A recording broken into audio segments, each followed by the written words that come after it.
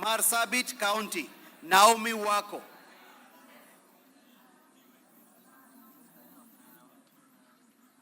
Masinga, Joshua Mwalio.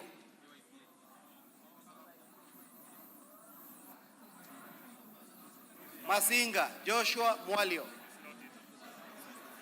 Matayos, Joyfrey Odanga. Madare, Antonio Roach.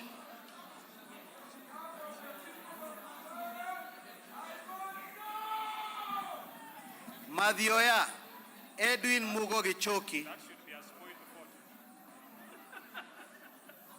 Madira, Eric Mwangi Kahogu. Matuga, Kasim Sawa Tandaza. Yes. Matungu, Nabulido Peter Oscar. Yes. Matungulu, Stephen Mule. Mavoko, Patrick Kingola Macau. Mbere North, Geoffrey Kariuki Kiringa. Mbere South, Nabat Bernard Muriuki. Yes. Boni, Erastus Kibasu.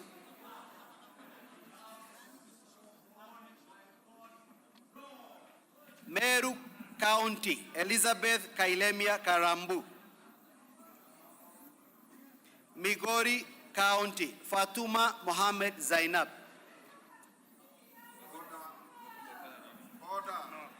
Order members. Baba, we not go back to your seat. Go back to your seat. Honorable members, exercise some decorum. Junaid Mohammed, who is the chief whip of the minority, has not notified the speaker of the change of any teller.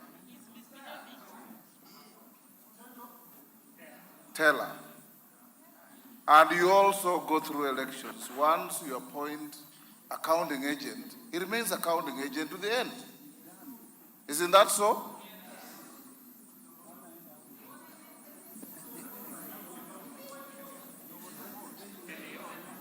Mogotio, Kiborek Ruben. Moiben, Barto Phyllis. Molo, Kuria Francis Kimani.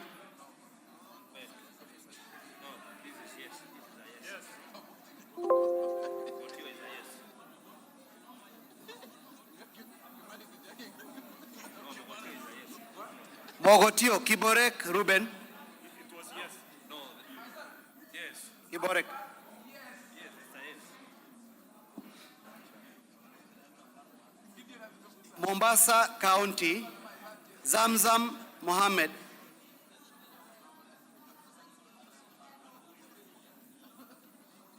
Mosop, Abraham Kirwa.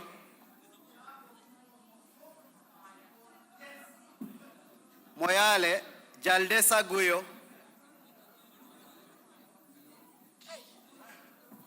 Msambweni, Salim Faisal. Mount Elgon, Fred Kapondi. Moroni, Koyo James. Mukurweini, Kaguchia John.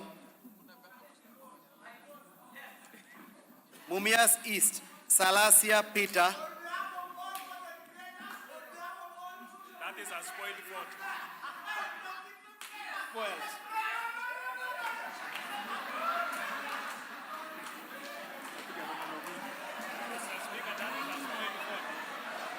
Mumias West. Order.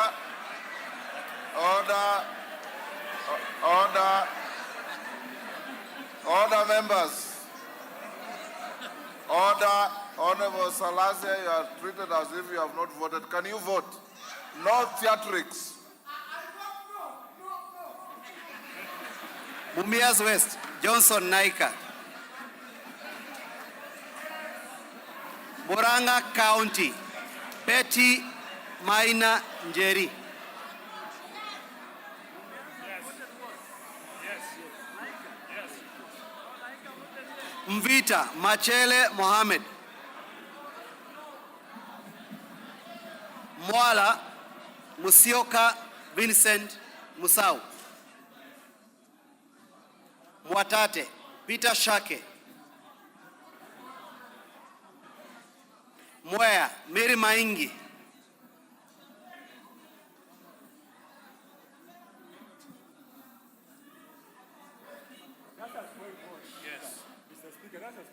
Mwingi Central. Members, avoid making speeches when you vote. Where can you vote? Mary Maingi. Okay. Mwingi Central. Muliungi Gideon Mutemi. On behalf of Mwingi Central, I vote no. Mwingi North Nzengu Paul. Mwingi West Charles Nguna. Nairobi County Pasari Zesta.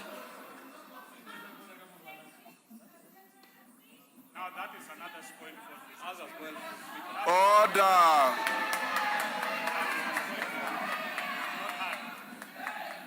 Naivasha Jane Kihara.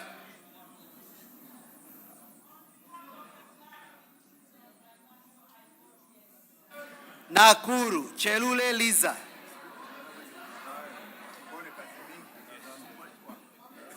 Nakuru Town East David Gikaria.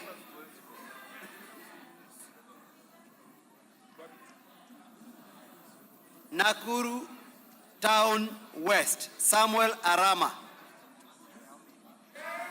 Nambale Godfrey Mulanya.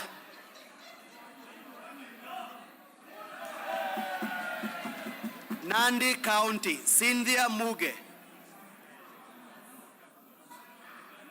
Nandi Hills Bernard Kitur.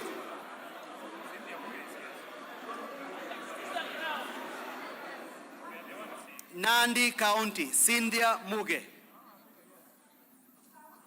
Nandi Hills Kitur Bernard.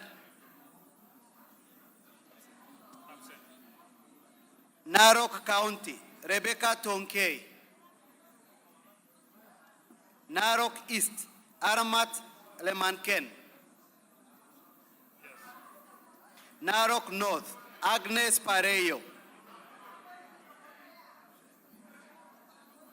Narok North Agnes Pareyo. Narok South Kitilai Olentutu.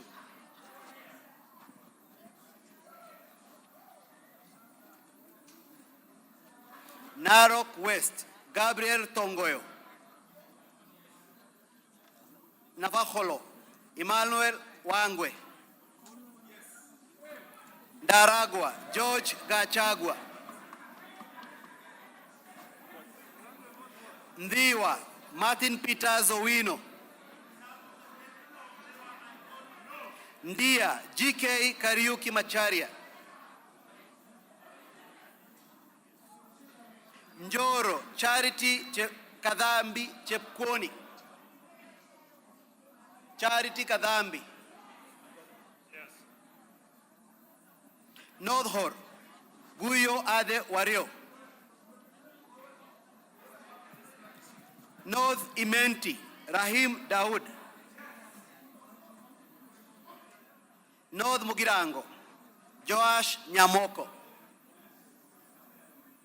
Nyakach Aduma Joshua Award.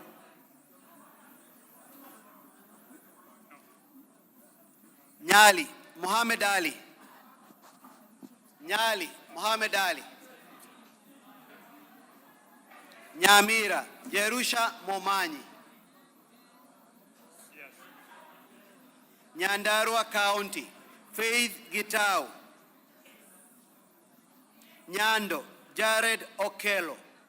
Nyando vote no. Nyaribari Chache Zahil Janda. Nyaribari Masaba Daniel Manduku. Nyatike Tom Boya Ondege. Nyeri County Rahab Mukami.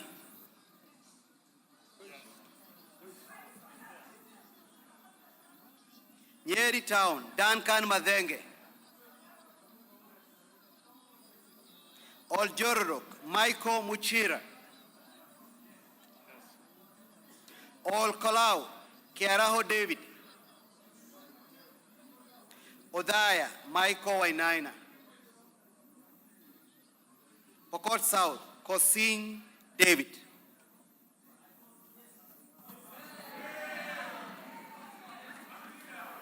Rabbi Anthony Kenga Mupe.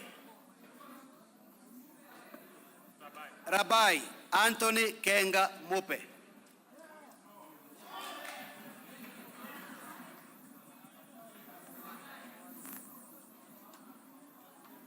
Rangwe Gogo Lilian.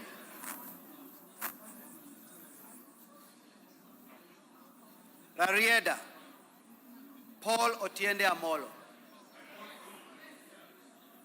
Rongai Paul Kibet Jebor.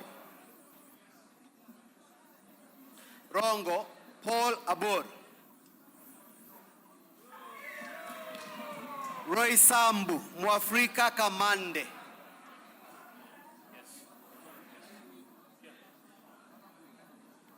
Ruaraka Tom Joseph Kajwang. Ruiru Simon Kingara. Runyenjes Karemba Eric Muchangi. Sabatia Sloya Clement Logova. Sabatia Sloya Clement Logova. Saboti Caleb Amisi. Saku Dido Raso. Samburu County Pauline Lengurus. Samburu East Lekumontare Jackson Letoijoni. Samburu North Letepila Dominic. Samburu West Josephine Lesuda Naisula.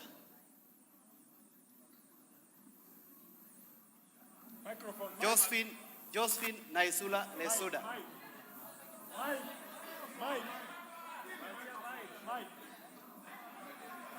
Give her the mic. Yes? I vote no. Seme James Nikal. Seme James Nikal. Chinyalu Frederick. Chinyalu Frederick Ikana.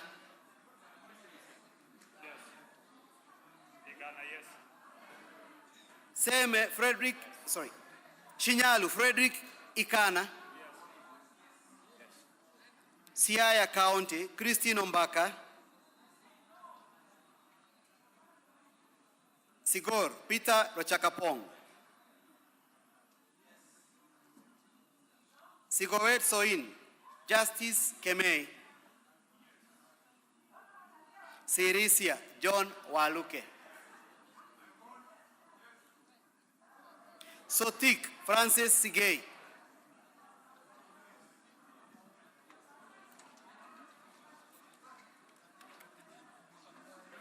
Saudi Menti Shadrach Mwiti. Shadrach Mwiti South Menti. South Mugirango Silvana Osoro. Soy David Kiplangat. Starehe Amos Mwago. Suba North Millie Grace Odhiambo. Suba South Karori Omondi. Subukia Samuel Gachobe.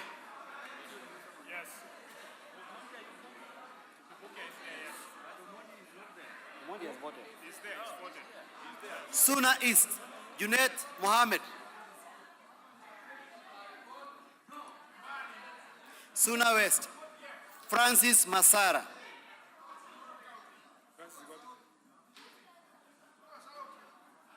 Taita Taveta County, Lydia Haika Mziki. Tana River County, Amina Deka. Tarbaj, Bare Hussein Abdi.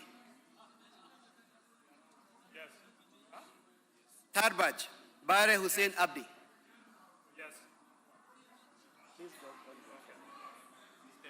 Taveta, John Okano Bwire. Teso North, Oku Kaunya.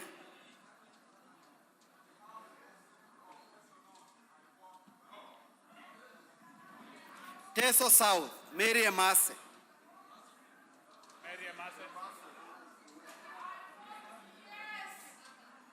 Teso South, Tetu, Joyfree Wandeto. Joyfree Wandeto. Tharaka, George Murugara. Tharaka Nithi County, Susan Ngugi. Tharaka Nithi County, Susan Ngugi. Thika Town, Alice Nganga. Tiati, William Kamket. Tiati, William Kamket.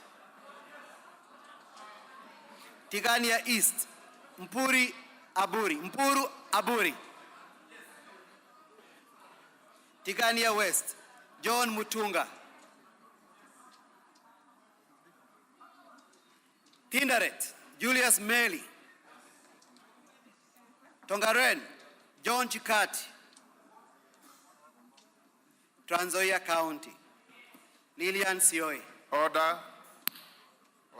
The chief whip on the minority side informs me that he is appointed member for Pumula to relieve Honorable Mawade as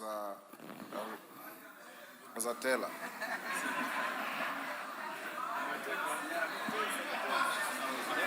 Trans Nzoia County, Lillian Sioi.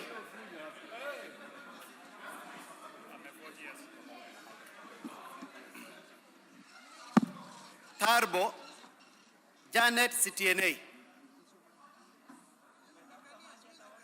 Turkana County, Cecilia Ngetit. Turkana County, Cecilia Ngetit.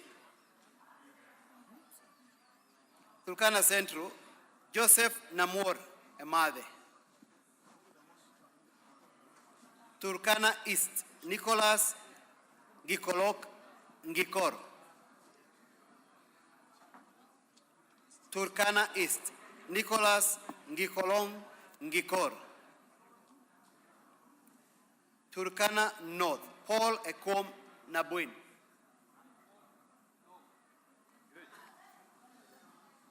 Turkana South, John Ariko.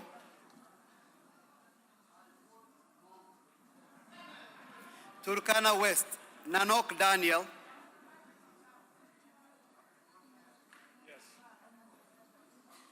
Wasinigishu County, Gladys Boss. Gladys Boss. Ugenya, David Ochieng. Ugenya, David Ochieng.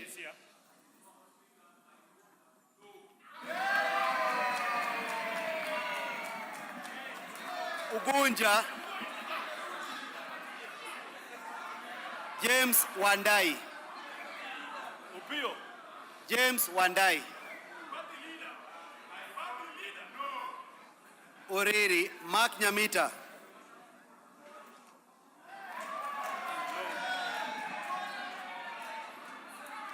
Vihiga, Ernest Kivai Kagesi. Vihiga, Ernest Kivai Kagesi. Vihiga County, Beatrice Adagala. Yes. She's here. Beatrice Adagala. Voi, Abdi Chome. Wajir County, Fatuma Deho. Wajir County, Fatuma Deho. Wajir East, Daud Adan Mohammed. Wajir East, Daud Adan Mohammed. Wajir North, Abdi Saneh. Wajir South, Ado Mohammed. Wajir South, Abdi Mohammed. Ado. Yes. Yes. Wajir West, Farah Yusuf Mohammed.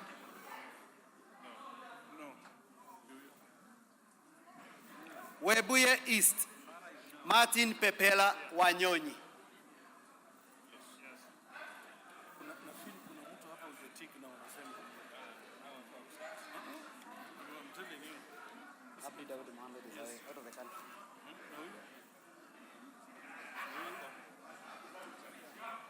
Webuye East, Daniel Wanyama. Webuye West, Daniel Wanyama. West Mugirango, Stephen Mogaka.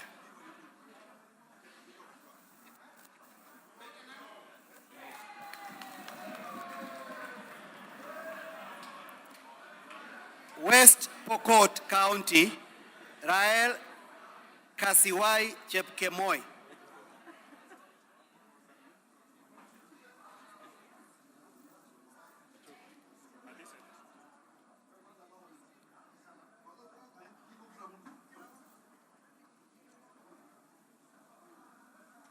Okay, give it. West Pokot, Kasiwai Rael Chepkemoi.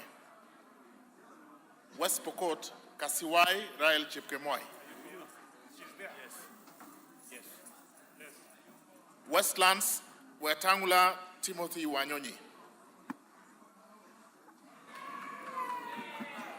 Wundanyi, Mwakuona Danson Mwashako.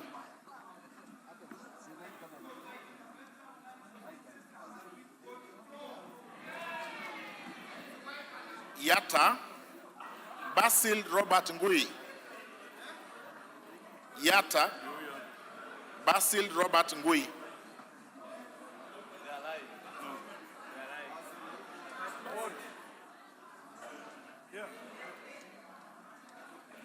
Ali Abdisirat Khalif.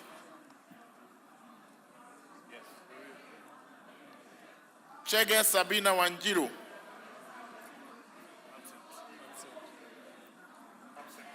Dina Joseph Hamisi. Harun Suleka Hulbale. Ikiara Dorothy Modoni. Iraya Joseph Wainaina. Koske Joseph Kipkemo.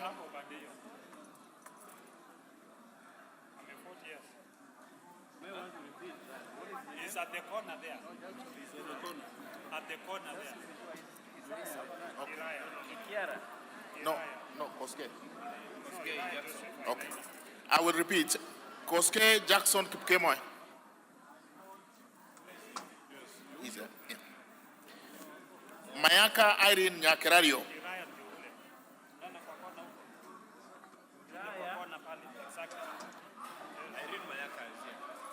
Mayaka Irene Nyakerario.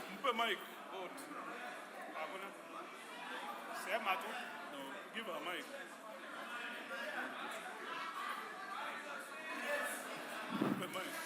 On behalf of Gen Z and the people of Nyamira, I vote no. Mohammed Khair Harun. She's not nominated in Nyamira. That is a spoiled vote. She's here. Mike, mic. As the Gen Z of the House, born in the year 1996, I say no. Teresia Wanjiru Mwangi. Teresia Wanjiru Mwangi. John Mbadi Ngongo.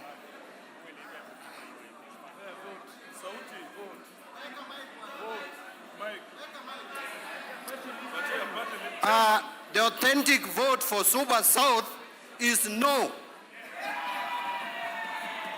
Talib Abubakar Ahmed.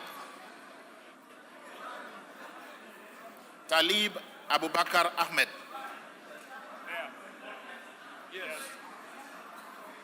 Okay, done.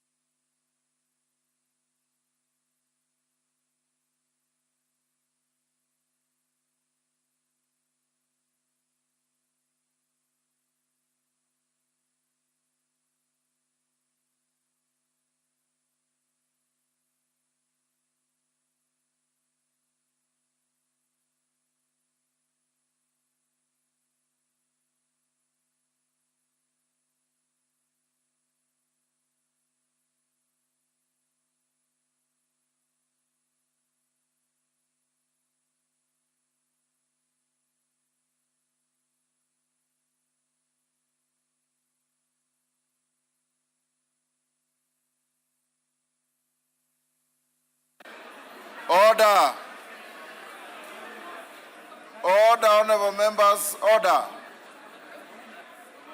Order, honorable members. Order.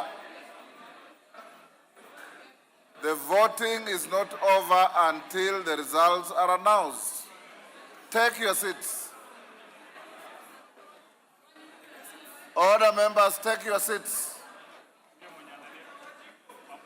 Kawanjiku, take your seats.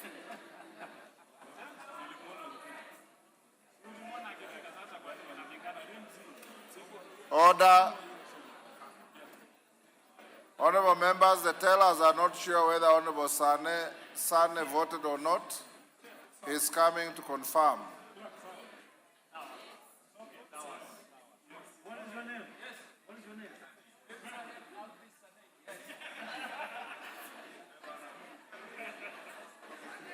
You are satisfied? Yes, sir.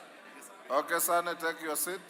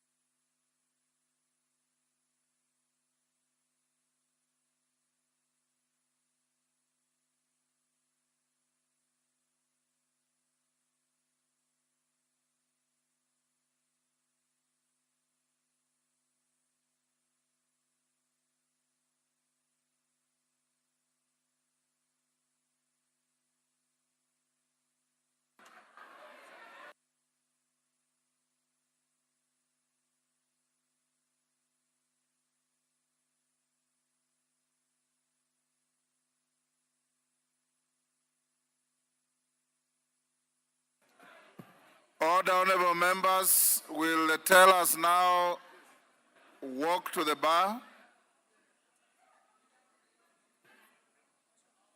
Will the tellers walk to the bar?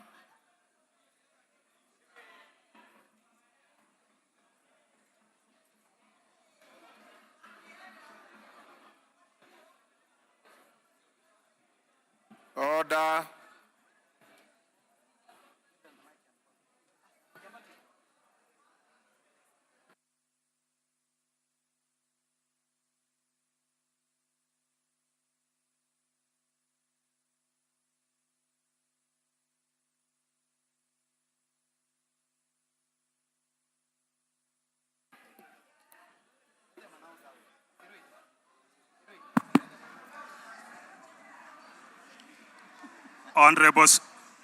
Honorable Speaker, the division on the second reading of the Finance Bill 2024 voting, the ayes 204, nays 115, abstention 0. Haya.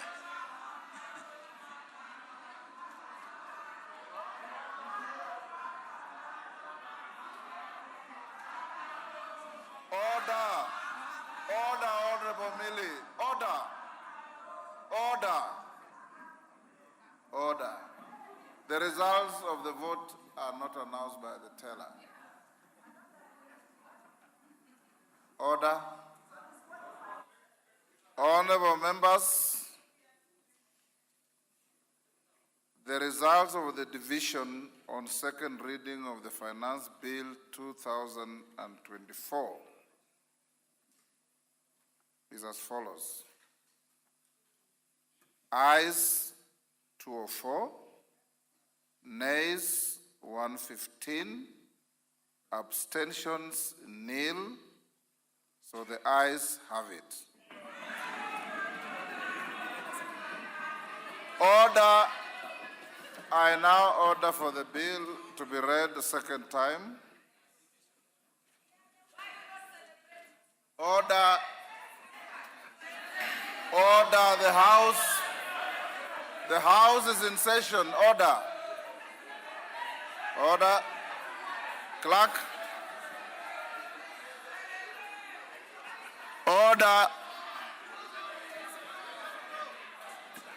A bill Go for an ahead. act, a bill for an act of parliament to amend the law relating to various taxes and duties and for matters incidental thereto.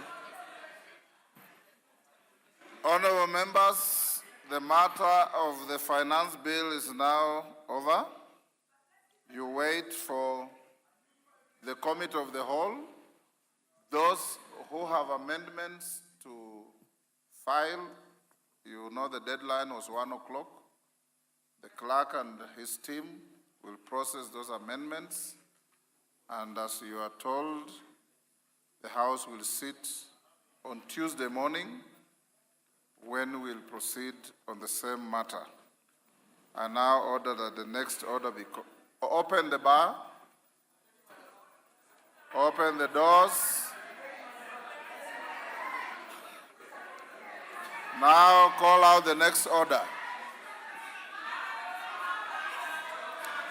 Order number 9, motion, consideration of Senate amendments to the Independent Electoral and Boundaries Commission Amendment Bill, National Assembly Bill number 10 of 2024.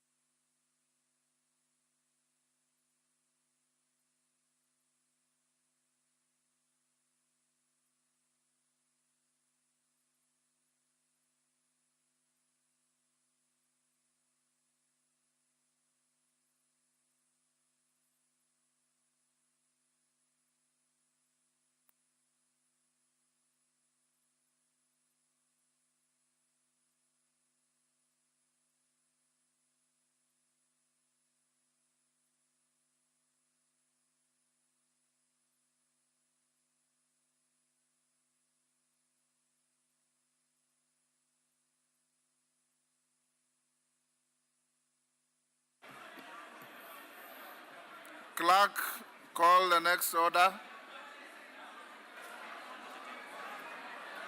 Order number 9, motion, consideration of Senate amendments to the Independent Electoral and Boundaries Commission Amendment Bill, National Assembly Bill number 10 of 2024.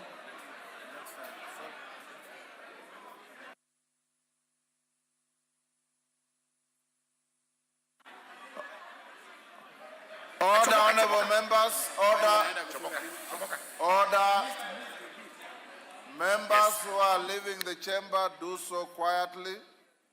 The next order has been called, order number 9, and I'm calling the Chair, Departmental Committee on Justice and Legal Affairs to move the motion.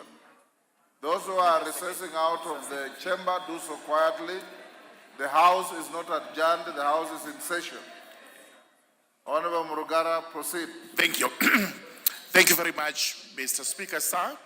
I beg to move that the Senate amendments to the Independent Electoral and Boundaries Commission Amendment Bill, National Assembly Bill number 10 of 2024, be now considered. Honorable Speaker, this House considered the Independent Electoral and Boundaries Commission Amendment Bill and passed it with amendments, and thereafter it was forwarded to the Senate for consideration.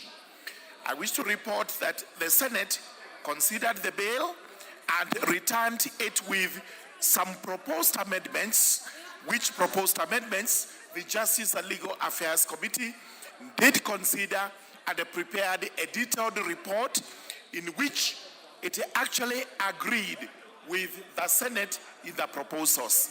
In essence, it means that the National Assembly should now agree with the Senate on the proposed amendments, in which case then we would amend the bill as proposed by the Senate, and after that we would actually pass it ready for assent.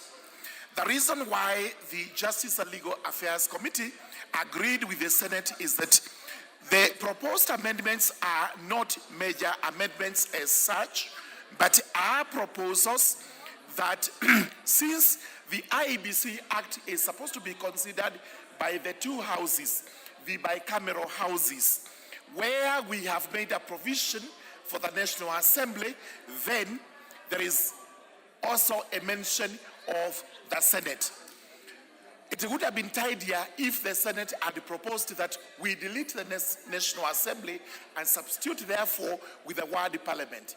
But since we are not supposed to touch this bill in any other way, so as not to necessitate mediation, we entirely agreed with the Senate and are now in agreement, and we do propose that we move to the Committee of the Whole House, where the proposed amendments will be considered, and once passed or adopted by this House, the bill will have passed through the two houses and will be ready for assent. Honorable members, please resume your seats.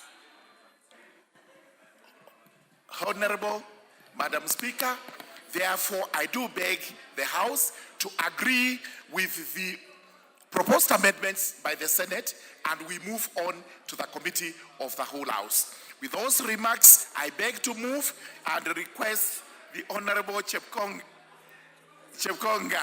the Honorable Member for Anabukoi, to actually second. I would have given.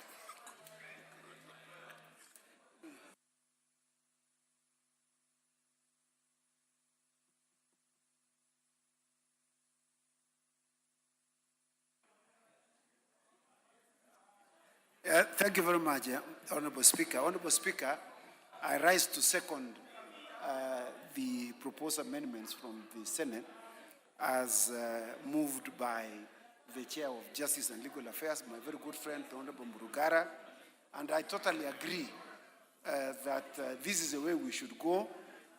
We should consider the other house as also giving input to the making of laws in this country. As you know, the Senate participates in making law, but it is this House that enacts laws. So I totally agree that we approve the proposed amendments that have been forwarded to the House. I thank you. I second.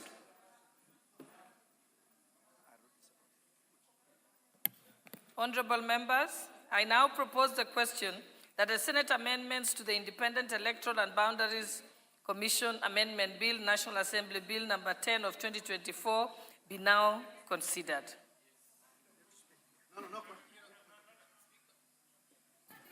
Yes, you may proceed. Do you have your card?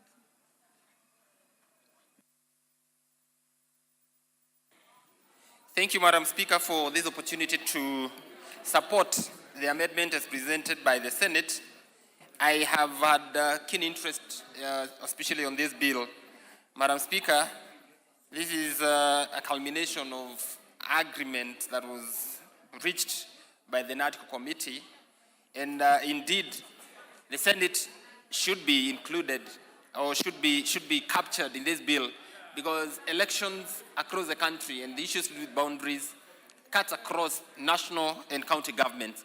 And therefore, Madam Speaker, I feel that this is the right thing to do, and the Senate has ably inserted their say in matters IEBC in terms of appointing and all.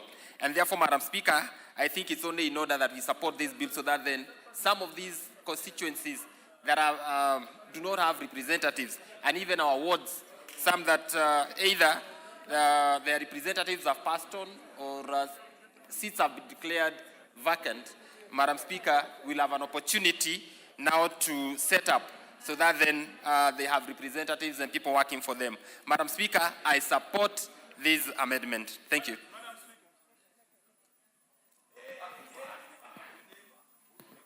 The Honourable Member for Mandera North, Honourable Bashir Abdullahi. Thank you very much, Honourable Speaker. Honourable Speaker, this bill is very important, and I want to urge this House to agree with the committee with the Senate amendments. Honourable Speaker, I have a neighbor constituency by the name Banisa constituency. You may proceed. Minority Leader, I'm going to give you a chance after Honourable Bashir. My neighboring constituency called Banisa does not have a representative, and now it is 15 months since the death of our brother, the late Honorable Maalim Kulo Hassan. And all this is because of the fact that IBC is not fully constituted. It's unfortunate that the people of Banisa have been denied representation by the fact that IBC is not fully constituted. Personally, I have made a bill here, which is actually in the House, which seeks that the IBC CEO, in the absence of the chairman of IBC, be given the mandate to gazette a returning officer. But now that this bill now is on the floor with the amendments from the Senate, it only requires this House to pass so that it's assented to, and the people of Banisa and the other county assemblies have their representatives. So I want to urge this House to be fair to the people of Banisa and to the other many wards that are lacking representation, so that we fast track and the bill is assented to and IBC is fully constituted. And once the selection panel is constituted, I want to urge them that the membership of IBC Commission should not just take within 90 days, but should be within a span of between 30 to 45 days, so that they are in place and the people of Banisa go for by-election and they elect another representative. I support. Thank you, Honourable Speaker. Yes, Honourable Minority Leader, you had wanted to speak to this? Because you were busy then I gave somebody else. You want to speak? Yes, your point of order, Honourable Junet. Speaker, I stand understanding Order 35. I want to ask whether there is quorum in the House. Madam Speaker, you are certain whether we have quorum in the House, Madam Speaker. Mwende nyumbani bana. Wacha kusumbua sisi.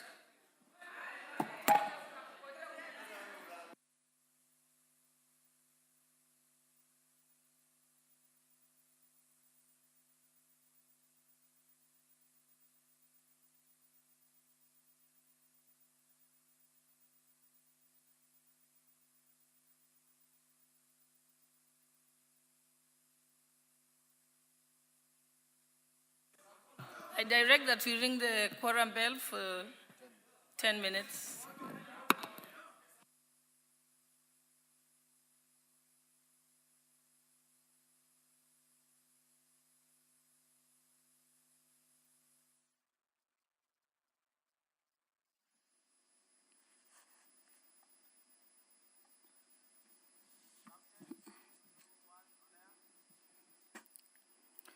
Well, the quorum bell is underway. The House has fallen short of the required quorum as the business of the House continues. That is an issue that has been raised by the Minority Whip, Junet Mohammed, informing the Speaker that the House does not have the required quorum during the proceedings of the House, and that has necessitated the quorum bell. The business that is on the floor of the House, or that was on the floor of the House, was the consideration of the amendments to the Independence, Electoral and Boundaries Commission, Bill number 10 of 2024, a bill that is originating from the National Assembly, It's a bill that was considered at the Senate, and the Senate had proposed a number of amendments. And this is a motion that was currently on the floor of the House. Members looking at those amendments that have been forwarded from the Senate. Some of the amendments or the clauses that attracted amendments from the Senate include Clause 2, Clause 3, and Clause 7. But remember that this is a bill that is the Independence, Electoral and Boundaries Commission is one of the 9 pieces of legislation that emanated from the National Dialogue Committee, a committee that was formed to look into the matters or issues of national interest with regards to the electoral system, among other issues. So the Independence, Electoral and Boundaries Commission is one of the pieces of legislation that came out of that and has already been considered in both houses.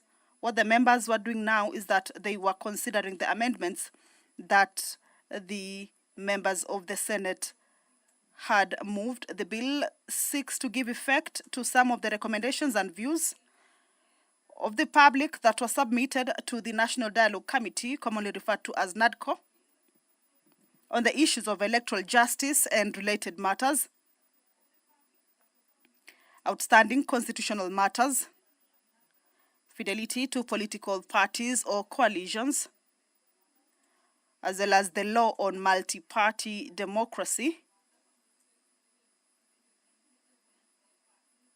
The NADCO committee also had looked at issues about entrenching of National Government Constituency Development Fund and the Senate Oversight Fund and the National Government Affirmative Action Fund and establishment and entrenchment of state offices. These were some of the issues that were before the NADCO committee. So already the bill is before Parliament or has been considered in Parliament. The process is ongoing now. The bill was published on 4th of April 2024 and read for the first time on the floor of the House.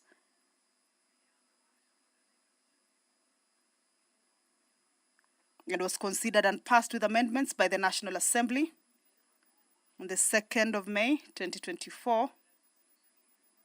Now, the bill, remember, is one that concerns counties. And with this regard, it was forwarded to the Senate for consideration pursuant to the House Standing Order number 142 of the National Assembly. So the Senate considered the bill and proposed a number of amendments. But the bill generally seeks to amend the Independent Electoral and Boundaries Commission Act, Cap 7C, to clean up the Act by deleting obsolete provisions, amend Section 6 of the Act and include experience in accounting or information and communication technology as additional professional qualifications for appointment as a member of the Independent Electoral and Boundaries Commission. Also amend the first schedule to the Independent Electoral and Boundaries Commission, that is IEBC Act, Cap 7C, to increase the number of members of the selection panel from 7 to 11 in order to accommodate a wide spectrum of stakeholders and interest groups. Remember, this was a conversation and it led to the proposal that the number of the members of the selection panel be increased so that it could include a wider spectrum of stakeholders and interest groups, as well as replace the current 5th schedule of the Act with a new and updated schedule. These are some of the amendments. Also, make consequential amendments intended to align the Act to the judgment of the High Court in Katiba Institute and 3 others versus Attorney General and 2 others. in a 2018 ruling where the High Court held that certain provisions of the Act were unconstitutional. These are some of the amendments, or these are some of the proposals in the bill, and that is when they transmitted the amendments to the National Assembly seeking concurrence.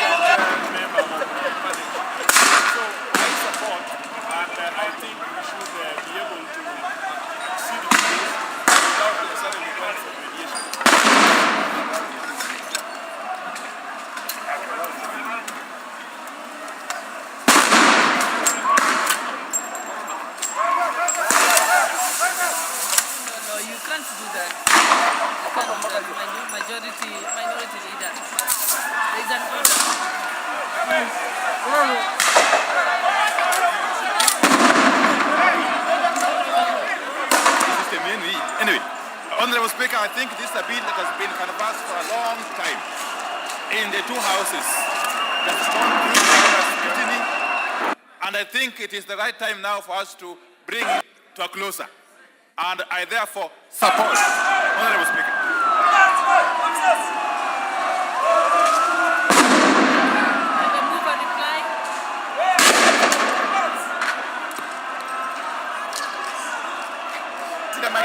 Thank you.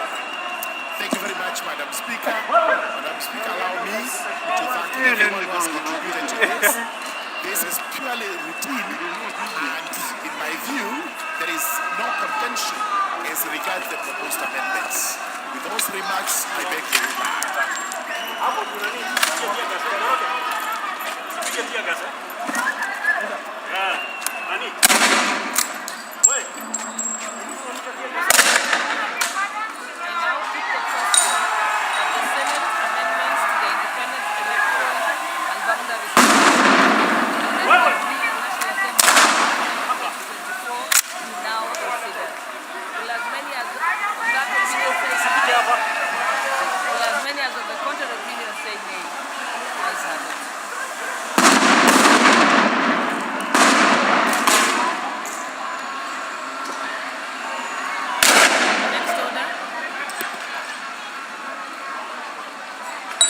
Order number 11, Committee of the Whole House.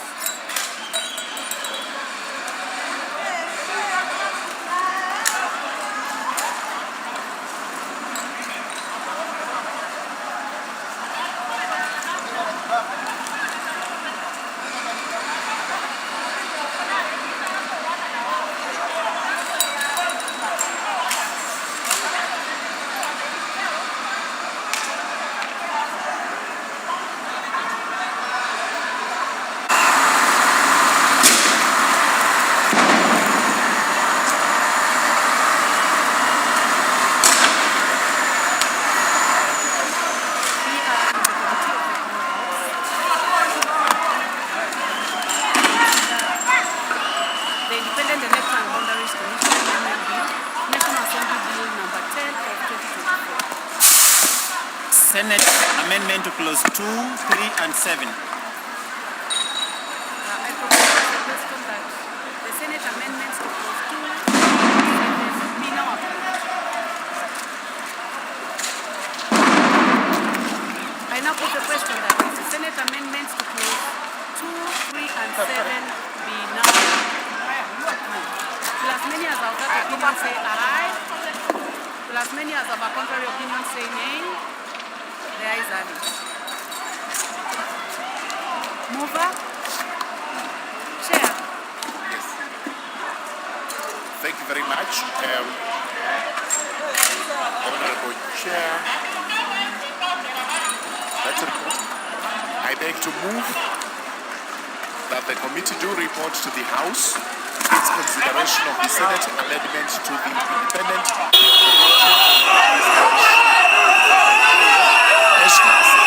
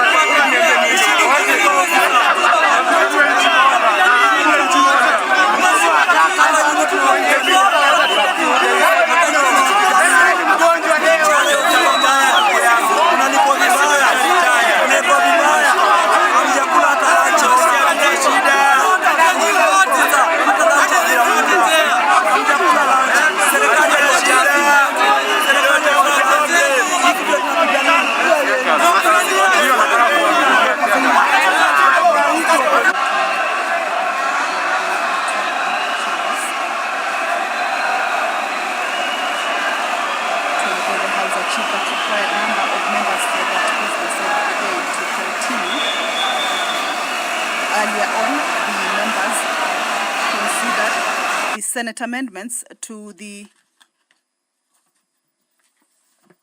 Independent Electoral and Boundaries Commission Amendment Bill, a bill that is originating from the National Assembly.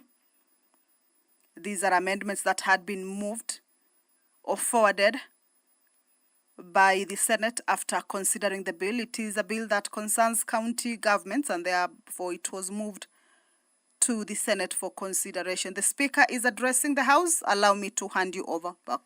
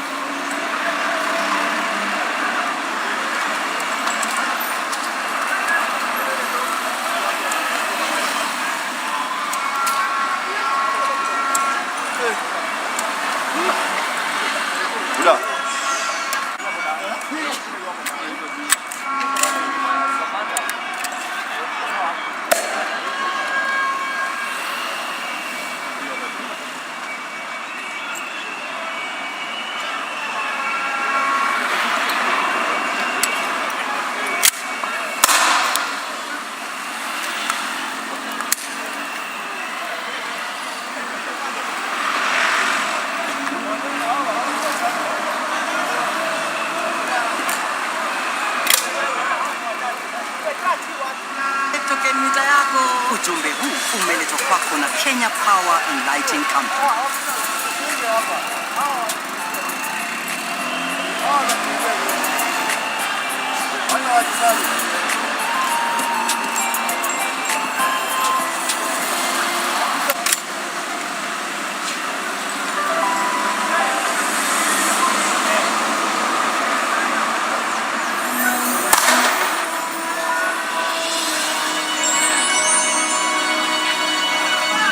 Previously on Class 2. You know very well that was my idea, and you Of the National Police Act says that you should not obey unlawful orders.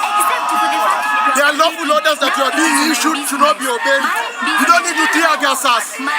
We are protesters that have come to protest peacefully, and there is no way you are going to stop us from protesting. It is our right. You are to facilitate us to protest peacefully. That's the only involvement of a police officer in a peaceful protest. This is protected under the Constitution. You cannot. You cannot.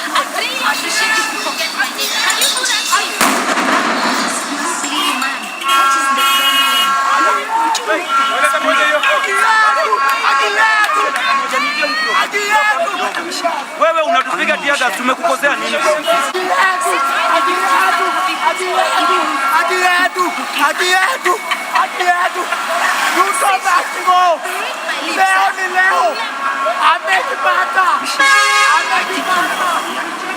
Protesting. It is a peaceful protest. You must protest them. You cannot hurt your children. You have children at home. You cannot kill your children during a peaceful protest. You must protect people who are protesting. You must protect people who are protesting. I request you to do that. Ensure that you protect protesters. This thing you are going to court to get people personally accountable. If you are a police officer, you shoot a bullet, you'll be personally accountable. Imagine nobody will be accountable on your behalf. Of the use of a live bullet. Evidence has been collected.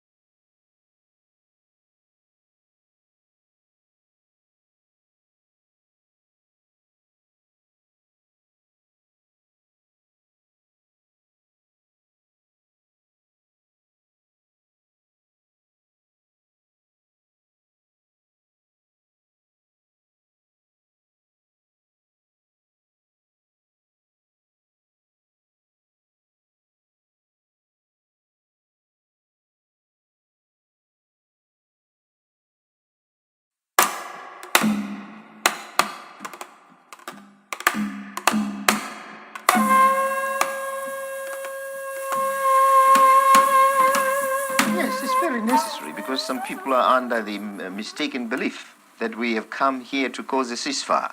We haven't come here to cause to bring about a ceasefire. We have come here to determine whether Zimbabwe shall be free or not. We are at war with Ian Smith. And the war must continue until he's able to tell the British government that he has surrendered. But before he has surrendered, well, the fighting has got to continue. Would you like to see a Marxist state in Rhodesia when it goes independent, Zimbabwe? I want a socialist state, yes, which is based on principles that are drawn from all socialist systems that are available, that have had experience, and so on. Would you be prepared to see farmers owning their own land in your state? Well, for a beginning they can. Why not? But as we stated, it's preferable that the land belongs to the people as such. That's traditional, and it also is in accord with our socialist ideals. Kenya's biggest conversation this morning, and our guest is here today. It was interesting because we said you are known by your AKA as opposed to your name. Usually we say Charles Timothy Muga, aka CT Muga. You're known by your AKA, but here you are this morning, and I'm very happy to have you in the room. Member of Parliament from Bakassi East. Babu Owino, good morning.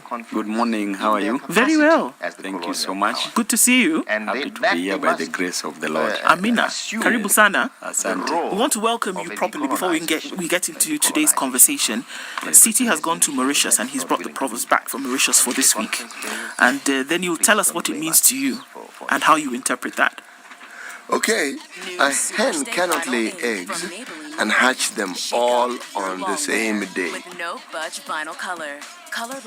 A hen cannot lay eggs and hatch them all on the same day. You want me to respond to that? Of course. Yes. What does it mean to you? How would you interpret that proverb? That a hen cannot cannot deliver eggs on the same day and hatch them on the same day. It means that everything must take time. There has to be a procedure for things, a process. It's just as equal as a child cannot be born on the same day and the child starts running. So except it's a horse, but okay. Yeah, so I think it's just about the process, just to allow the process to take its course and patience. Just outside of Salisbury. So to me, it's about time. Shortly after midnight, it's about time. Yes. Okay. At that time, but there are certain things that are happening in the country at the moment. High cost of living has been an issue for the longest time. And we brought this to the House of Parliament where you're seated. The finance bill, of course, again, being heavily debated. Last year was a historic year because there were, everybody was engaged. And now this year, I argue that people are now engaging at a more informed position than where they were last year. So there are very many things where you have a citizenry that is starting to get a lot more active because they're informed. And we've brought it to the House of Parliament whereby people are saying, where has Parliament been? Where have the members of Parliament been who are supposed to be representing people when these decisions are being made? Right now, a critical decision is being made in the House of Parliament. Deliberations are going on about whether a finance bill will pass or not. And whereas it is in the House of Parliament, the question is still being asked, where are the members of Parliament? Where are you? In Parliament, in the House, there are two sides. There is the opposition and there is the government. And there are some members of the opposition that crossed over to the government because of probably being bought and probably seeing grass being greener on the other side. As opposition, under the doctrine of separation of powers, checks and balances that was opined by a great man called Charles Louis, the second Baron de Montesquieu in the 17th century. He came up with that idea to keep checks and balances to the government. And that is what we in opposition, we decided to keep checks and balances. We can't say that all of us are doing that job. Some of us have been bought, but the few who are there, we will spread the word. And the Bible says that in the beginning there was the Word, and the Word was with God, and the Word was God. So we will just start kidogo kidogo, as just the way you say that a hen. But it is time for now. It is time that we need to stand up for our people. The reason why we were elected as members of parliament is to work for our people, is to ensure that we keep the government in check so that they can deliver the promises that they gave unto Kenyans. But not all hope is lost. We always knew that today we are going to vote. Babu Owino is going to vote against the finance bill. He's going to vote no. Why? Because the finance bill is oppressive. It doesn't matter if all the other members of parliament vote for it. But for me as Babu Owino, I will vote against it because it is oppressive. Increasing taxes to Kenyans means that you're increasing the cost of living, means that you're taking jobs away from them, means that our children will not go to school, means that the country is going to be destroyed and our future is going to be destroyed. And as Babu will stand by that. So I urge fellow members of parliament not to go the way of listening only to their principles, but to break that yoke, but to break that chain and ensure that they make the right decision, because the first bosses that we have are the Kenyan citizens. Those are the people who elected us to represent them, not to misrepresent them. Yes. Is there an understanding across board of this thing that you're saying in Parliament? I mean, we'll bring it to you, whereby we see the things that are happening in the country over the last couple of days, and, you know, we have a younger population now who is actually saying the same thing that you're saying right now, that we will not take an oppressive tax regime, that we, our thoughts must be taken into consideration. Is this the same thinking across board? Across the members who are supposed to be representing these people who are protesting on the street? You know, these people are represented by members of parliament. Every person comes from a constituency, and therefore they have a member of parliament. Then members of parliament are to decide which side they want. Do they want the oppressive side, or do they want the side that is with the people? People are hurting. People are not coming out on the streets just because they love being on the streets. People are coming out on the streets because they are hurting, because they can't get fees for their children, because these Gen Zs who are just out the other day, most of these people are in universities. If you look at the new funding model for the universities, varsity fees was increased. The least course is costing around 300,000. That is a social science course. 300,000 times 4, 1.2 million. Then you expect a mama boga who gets 100 shillings per day, a boda boda rider who makes only 100 to 200 shillings per day, to finance, to get this school, to get 1.2 million to take a child to school for 4 years. It means that this child will finish high school, will pass exams, but the life will end there. So it means a lot for Kenyans to come out and to talk about it. And the good news is that every electioneering cycle, Kenyans have an opportunity to go and elect, to go and correct the mistake that they made.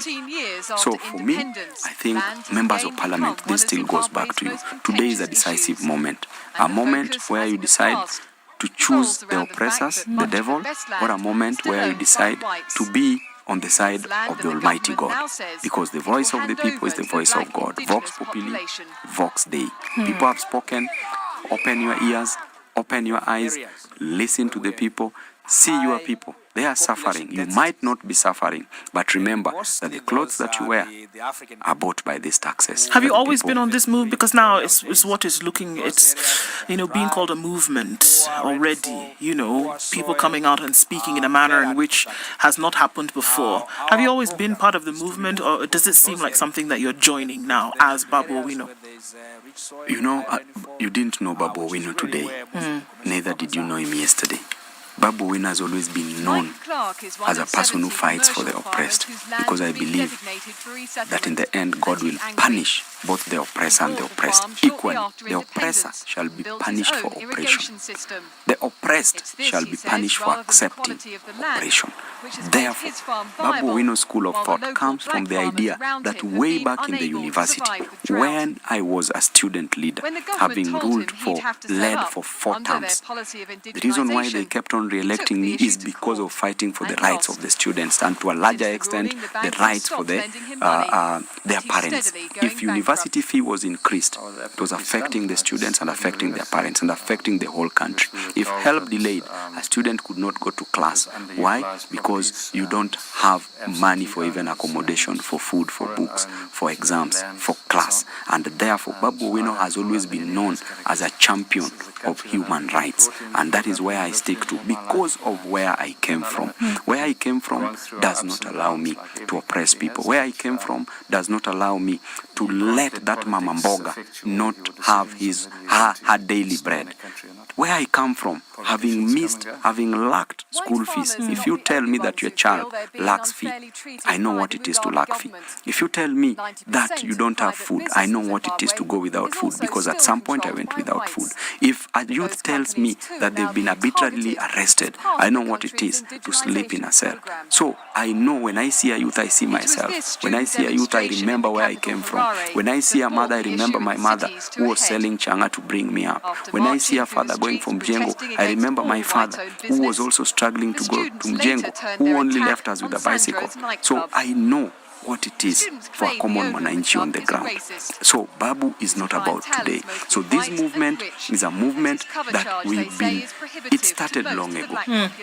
Most of the Gen Zs who are here right now used to see us. We were demonstrating. I'm a millennial. There is no big age difference. We can be within the same age bracket, age sets, not age mates, age sets, right? So we believe in the same ideology, and I would urge them, we proceed, because it is only you and me, you Gen Z and Babu as a millennial, that we can fight together to liberate this nation. We only have the chains to lose, nothing else to lose. Ngozi yako ina glow. I'm listening to comrade here. Skin yangu ishaparara. And you look so dull. You know See, it's the new nice and lovely lemon extract body lotion. Opportunities are missed Secret yangu to simply moisturize and bright because skin. someone wasn't tuned in. New to nice and what is lovely happening lemon around lotion, them. enriched with vitamin C and sunflower seed oil for 48-hour nourishing We have an glow and opportunity brighter here. skin. Try nice and lovely lemon lotion. Why am I thinking today. of this? My mind goes back to 2002, when the Time magazine stated that the most optimistic citizens on the planet at that time were Kenyans.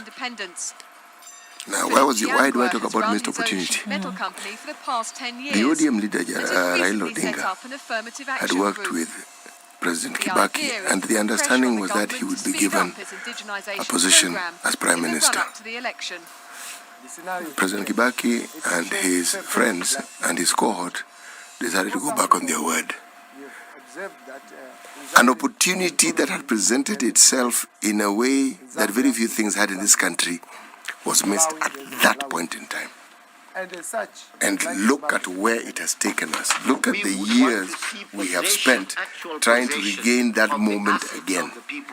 And I'm saying the moment has come. You know why I say that? Because if you look at the age of the people we're talking about, some of them were born around that same time. Some had been born around that time, but they were children.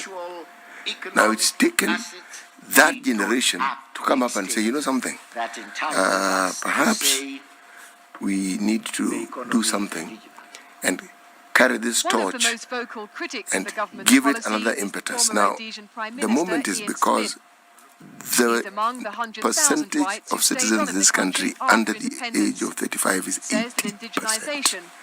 That's a huge demographic. Huge. There are details about those who have registered, those who haven't registered. But more importantly, there's something that I have seen. The ability to use the tool of the age. This is the information age. It's called social media. And I'm looking at the power that social media has in getting people together, sending messages, organizing. No big rally, but the rally was had on social media. The consents were given on social media. The understanding was given on social media. Now, 14 years of black political rule, it's building. Why I'm saying it's building? Because I'm reading and I'm looking. Tomorrow, other parts of the country will join. Yesterday, Mombasa joined. And the government is coming under increasing pressure. This is not a moment that anyone who is in political leadership should ignore. Because you ignore it, it'll sweep you aside completely. By the time you have a situation where you read on the posts, on your social media platforms, security officer has been told, we know you. We know who you are. We know where you live. We know where your children go to school. We know you. More importantly, members of parliament, we also know you. Is that the question that's being asked? Yes, we know you. We know who you are. And we're looking and waiting to see what you're going to do. You know why? We've also figured out how to recall you. Yeah. Does it come to your doorstep in that way? Because now this is it, that the thing that has been asked, or the thing that is expected, and I'm looking specifically at members of parliament because here it is where that decision is supposed to be made and you continue to debate and vote today. Does it come to your doorstep when you realize that now there is an outward expression and very clear that folks are saying no more, not business as usual, and that's for Babu Owino. That is for anybody else who is in parliament to say, no guys, we're not going to take this anymore. How does that resonate with you?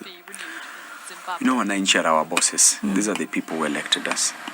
We live this morning, the farmers from Marantera put up a plane to check what was happening on the land. Services, and they should be given services. They should never beg for it. We should work for them, and they should never say thank you, and they should always ask for more, because they gave us the responsibility to work for them.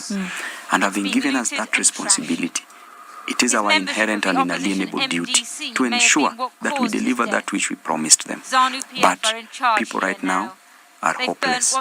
Why? Because they elect leaders do nothing. I want to agree with the people that in the House, the floor, the Parliament, I feel people very are compromised. that I have lost a husband People are cheap. for something we were fighting for. They are not visionary. They are missionary. They have a mission to take money, a mission to destroy the lives of Kenyans, a mission to vote for the president and not against the president, and not for the people. What makes you say that? And I'm asking that question like this because if I see an apple on a tree, then I know it is an apple tree. Yes. Now you're saying these guys are missionary in the sense that they want to follow the way. So what makes you say that? If you had the debate yesterday and the mood, it was clear the House was divided. You could see the Azimio members of Parliament against the bill, or debating against the bill. You could see the Kenya Kwanza members of Parliament debating for the bill.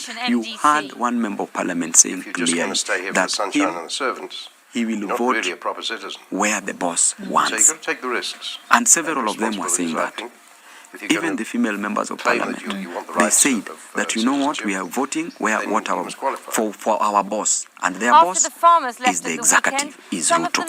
That is why I'm making I'm talking about, I'm making that decision. Using the word boss. Yes, they were talking about their leader. Which means they missed the point completely. That is not their boss. And that is why I'm saying they are missionary leaders. We want visionary leaders. Vision with a vision to transform the world, a vision to transform Kenya, a vision to give jobs, a vision to represent and not to misrepresent facts, a vision to ensure that you and I live in a conducive or an enabling environment. And I do agree with Wananchi even when they issue, let me call it, the threats. They are justified. They should do it more. Even if Babu Owino is not working, you have a right to tell me, because you elected me to work for you, for the people of Mbakasi's constituency, for Kenyans. If you see Babu is not doing something right, please let me know. I'm a work in progress. Do you think the members of parliament should be recalled? I think so. Those who are not working, it is in the constitution. There's a constitutional right for the people that they can follow a proper laid down strategy to recall members of parliament, and it can happen. Let it happen so that they can learn. For those who are not working, let them be recalled. If you can't recall them now, recall them at the ballot in 2027. But either way, let them be recalled for those who are not working. The finance bill and its debate this just gives an eye into then other things that would be happening, within the National Assembly. That it is not just this, that it's other issues as well. So it just means that there's a culmination of all of that. That really then, what else happens in Parliament that should not be happening? Or what else happens in Parliament, what doesn't happen that should be happening? So this gives us, because now people can see how it directly affects them. But then I'm worried about the other things, small things, big things, debt ceiling that is passed, structures that are put in place, things that are passed. If truly, Babuina, like you say, that people are beholden to who their party leader is, or who the executive is, or whatever the case may be, if that is the case, then really things are really bad, are they not? Because if those are the decisions that are made in Parliament, if that is how oversight, if that is how representation, if that is how legislation is being made in this country along those lines, then I think that there's a spot of trouble that Kenya is in currently. I want to tell you that we have a big problem. If you talk about the issue of the debt ceiling in the first place, the debt that we have in Kenya is over 10 trillion. Domestic debt being around 48%, with foreign debt being around 52%. We don't have a problem with domestic debt. Why? Because that is money that is circulating within our country. But we have a problem with the foreign debts. Number one, to borrow. There is no problem in borrowing, but you borrow for what? If you borrow for recurrent expenditure, that is wrong. If you borrow to steal for corruption, that is wrong. If you borrow for patrimonialism, to please the keys to power, to please those who are around you, that is wrong. There was a great man called Franco Modigliani, an Italian-American economist, who came up with the theories of consumption. And he said clearly, under the theories of consumption, he came up with a theory called life cycle hypothesis, that you can enjoy what you ought to have enjoyed later on in life. You can take a loan and enjoy it now, and as long as you repay for it. Any debt that is a debt for corruption, a debt for recurrent expenditure, a debt for patrimonialism is called unproductive debt. It is not debt that is helping. But any debt that is for development is good debt. But Kenya, we borrowed and we stole. We borrowed to steal. When the moment this money was stolen by the government, there is no money for development. Therefore, we are left to repay this loan. So that is a shame. Number two, the central bank rates. In terms of borrowing, the loans, we are still there. In domestic borrowing, the commercial banks go to CBK to borrow. The rates has hit a high 13%, almost the highest in Africa. What does this mean? Two things will happen. The commercial banks will also lend to the consumers, to people on the ground, to people who want to start up their industries or to boost their businesses. What will mean is that the interest rates for borrowing will go high. The moment it goes up, it means that either that person will close the industry because they will not have an opportunity to take that loan or repay it at a higher rate. Or number two, the moment that person borrows at a higher interest rate, then what will happen is that the goods that are manufactured in that industry will automatically go up. You will increase the value, which will increase the high cost of living because the burden of cost will move to the common mwananchi. So what does that tell you? That even the central bank rates that are raised, that are high, are going to raise the cost of living.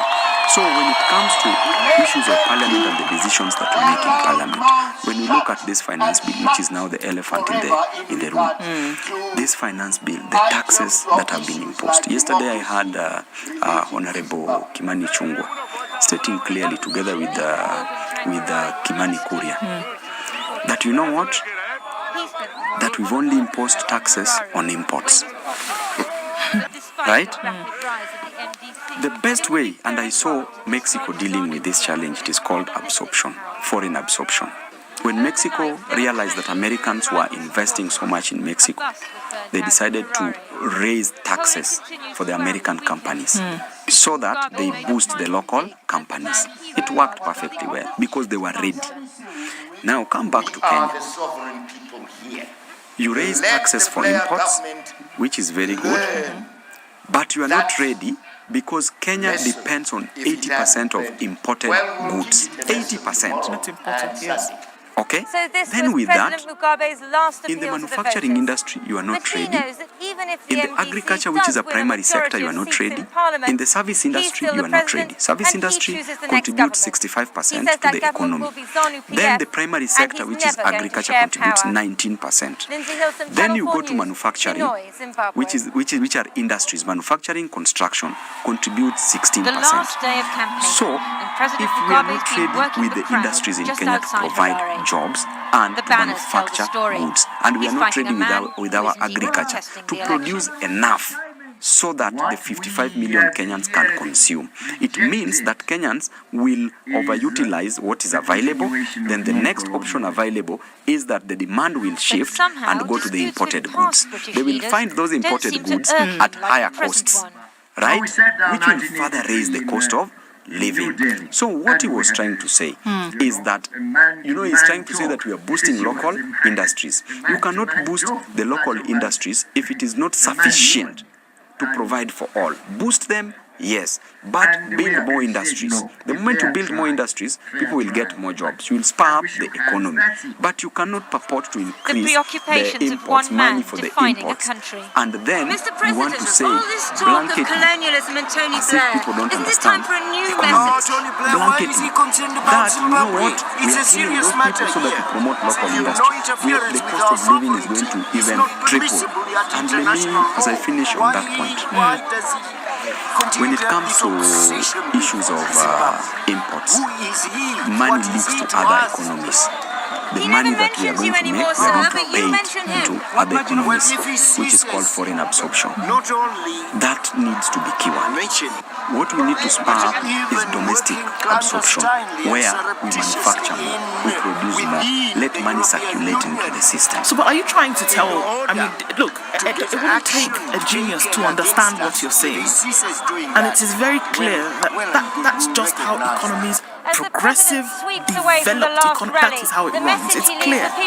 So, are you trying to tell me that there's no understanding? Because it would seem as though it's in the House of Parliament where this understanding is not taking place. There is no understanding because of the people advising the president, because they should advise him right. And you can't advise our president. In fact, our president is the one who advises his advisors on how to advise him. Choice for study. Okay? So, what is happening in It's Burundi? a message repeated at rallies across Which the also country. has parliamentarians who are also advising the president, is that they put a blind eye.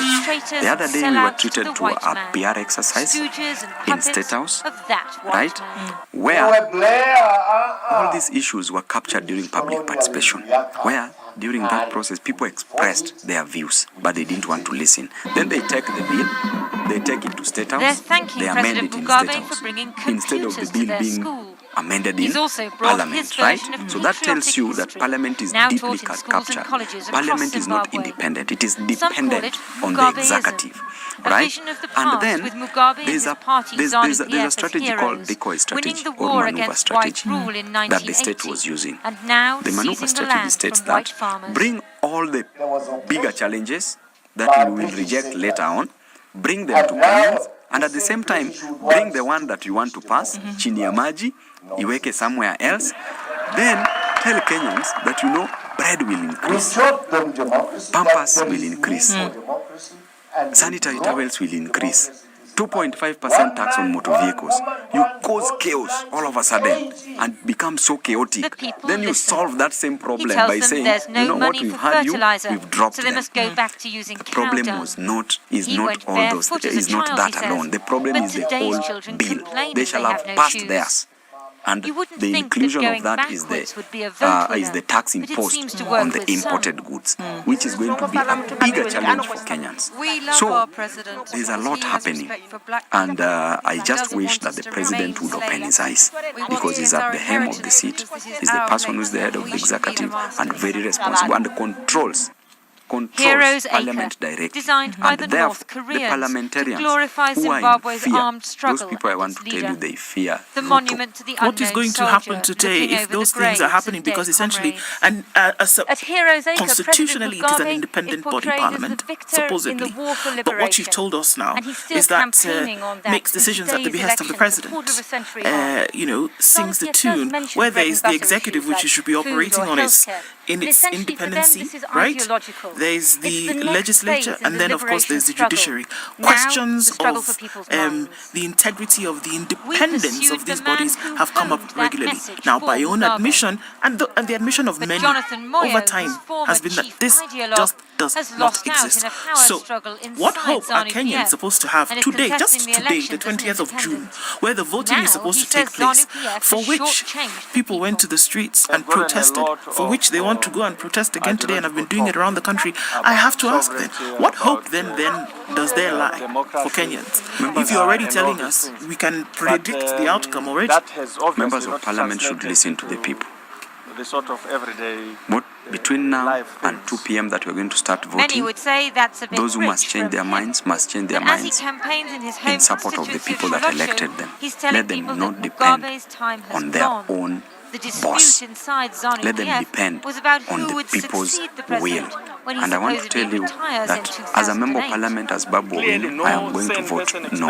That one vote is going to go to Kenyans. I don't know what others are going to vote, but personally, I'm going to vote against the finance bill because I know that finance bill is not only going to affect the future of Kenyans, but also the future of my own children.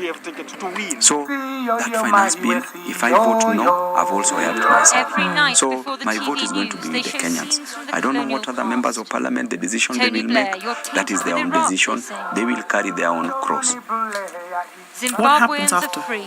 Zimbabwe came through a After, bloody war. I'm planning as Let's Babu vote for the Owino, liberation of should Zimbabwe, it so go we shame through, Tony Blair then and his personally, stooges.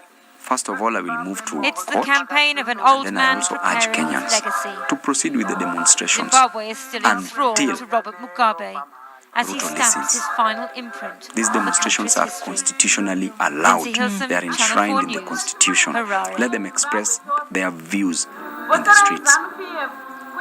Because the power vests with the people. Article 1, sovereignty vests with the people. It is the people, for the people, by the people, and with the people. What does it look like in terms of a future whereby we see that, some of the things that you've described, where essentially an economy will be throttled because of, extra taxes, imposing taxes, and then we want to say that other things then must run in the country. What does that outlook look like from your point of view, where legislation, representation and oversight definitely then again lands at your doorstep? What does it look like? And I think we need to go back to that even as we look. It's not just, there's the whole political drama, there's all the, there's all the pomp and everything that is around this whole debate and what's going to happen in Parliament, who will be missing, who will not go. But the nitty-gritty of the thing is that should it pass, there's certain things that will actually come into place. Paint a picture about what are some of those things, kind of like what you did. Paint a picture. What does it actually look like for us people to understand that a little bit more?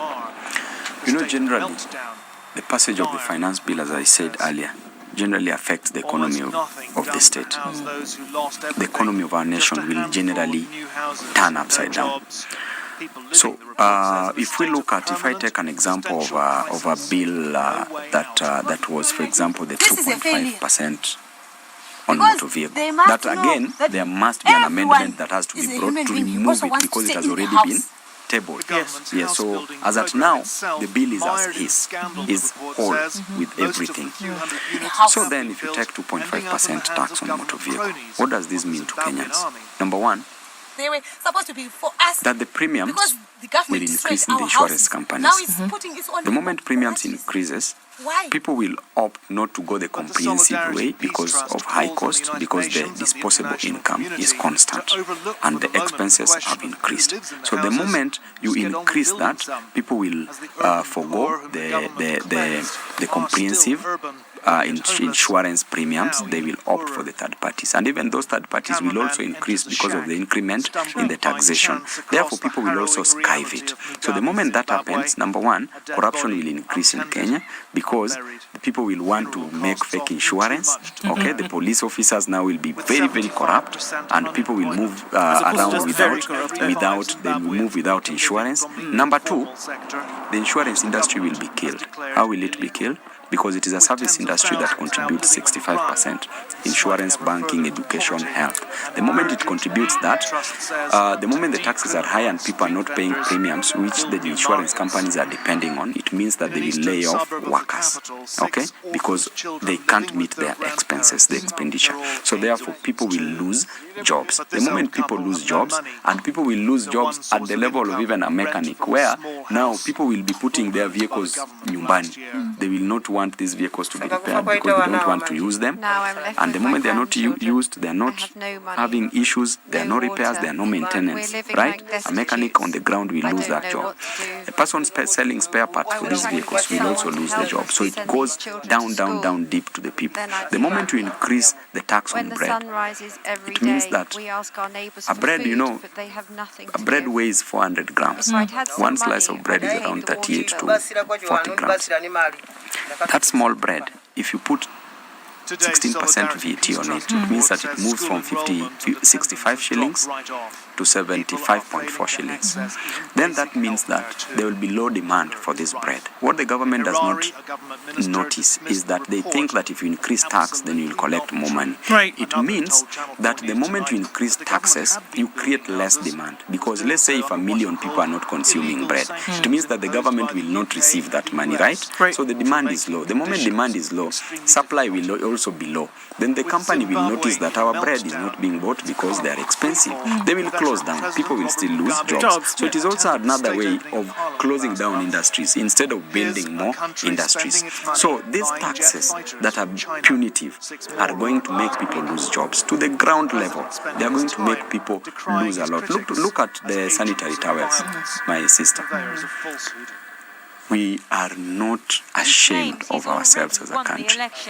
We are now taking the dignity of our girls and our mothers and our women. 60% of people, of women in this country cannot afford sanitary towels. You go to different counties, people are using leaves, people are using clothes, people are sitting on the soil. I got an opportunity to campaign during the presidential campaigns. People are hurting.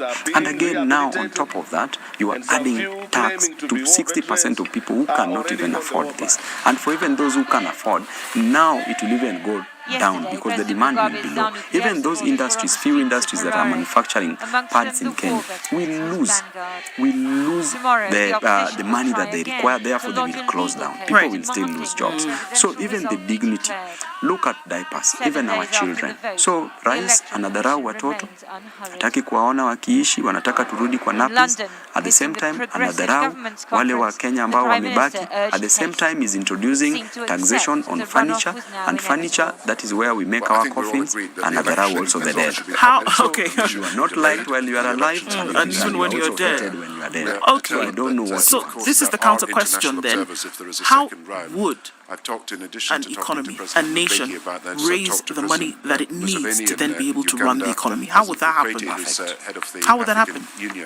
There was a great recession in the United States of America in the year 1929 under the President Franklin D. Roosevelt.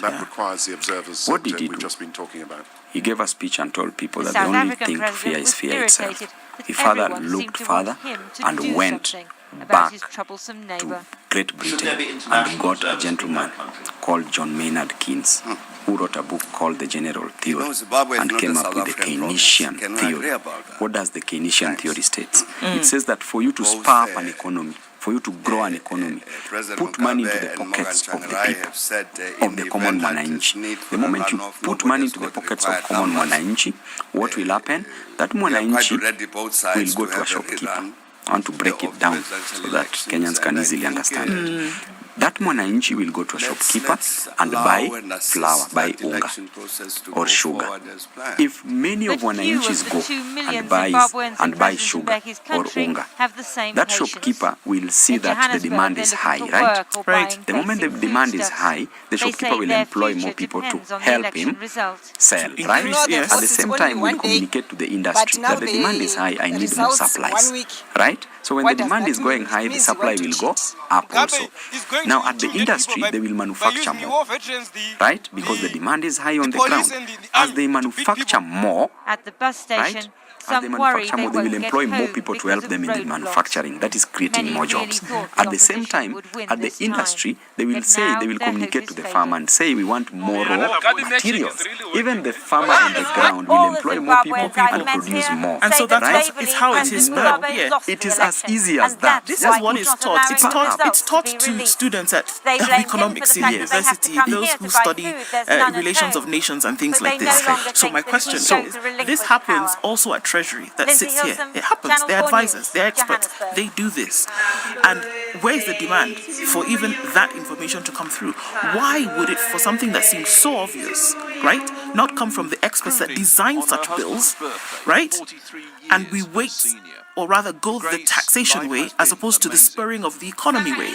And why are these questions not asked? Because it seems like it's something that is so obvious. Because Kenya is captured. Oh, come on. Is that the reason that we continue to give and say there's capturing from the West, Babu, there's capturing in Parliament, everybody's captured, so what? Leave even Parliament out of this when that decision is being made. It is bigger than Parliament.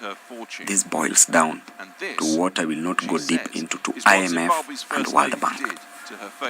Okay? It boils down to IMF and World Bank. Their policies made the ex-president, former President Daniel Moi, be very unpopular. The same policies are being implemented by President Ruto. And if I go deeper into it, I shall be stepping on so many toes. And that is why we cannot want to spur the economic growth. Because Kenya must not grow. The simplest way to grow Kenya. What reason would a president have to sabotage, or anybody to sabotage his own economy at the behest of international institutions? To please the international institutions. To the disadvantage of millions of Kenyans for the maintenance of power. We know what happens in elections in Kenya, and we know the promises that are given. We know during any presidential election what happens. You must be a stooge for you to sit there, and you must sing their tune. I just don't want to go deep into it, but I know so much about it. And therefore, let me ask you a question. If you are a reasoning president, which I know Ruto is reasoning, why don't you, the loans that you take, build industries, promote agriculture, promote the service industry, bring development, build roads, build more infrastructure? These are questions that you are supposed to be putting to them, is it not? I'm putting the questions to him. The moment you do that, the moment you build industries, let's say that there are 2 industries in every county in this country. What will happen? More Kenyans will get jobs. More Kenyans will earn. Kenyans will pay taxes. Government will raise revenue. As simple as that. As simple as that. Yes. There are African countries where presidents or countries have actually resisted this push from these international lenders, Egypt being one such country. Within this particular country, Kibaki encountered similar push. He did not succumb. He went east. He took us there. Yes. I'm simply saying that everything you said is absolutely true, and it's not difficult to understand. Even the power that you speak of, that politicians and people who aspire to political leaders seek, it's easy to understand. But let me ask you a political question, all right? You are in the opposition. Yes. Yeah? We now have a situation where we have young people who, from our reading of it, have mobilized themselves. They have not engaged the political leaders. In fact, if I'm to go by the clips that I heard, they're simply saying, look, we now understand what you guys were doing, but we want we can handle this. Yes. Well, so they say and so they think. Okay? And it is good that they're thinking that way, and it's good that they're saying it. My question is, are they raining on the opposition's parade, or are they following a script that the opposition has written, or does the opposition have a hand in what is happening? What I can say is that this is a collective responsibility. We are all Kenyans. If you see something is not working and you can fix it, come out and fix it. That is what I believe. If you see that your leaders are failing you and you can do it better than that leader, come out and do it. And that is what they came out and did it, because they've noticed that, these leaders are making us more hopeless. They are not delivering what they promised. They are not helping us. Therefore, let us go on the streets and let us get that which we want. And for me, that is a plus, because it is a collective responsibility.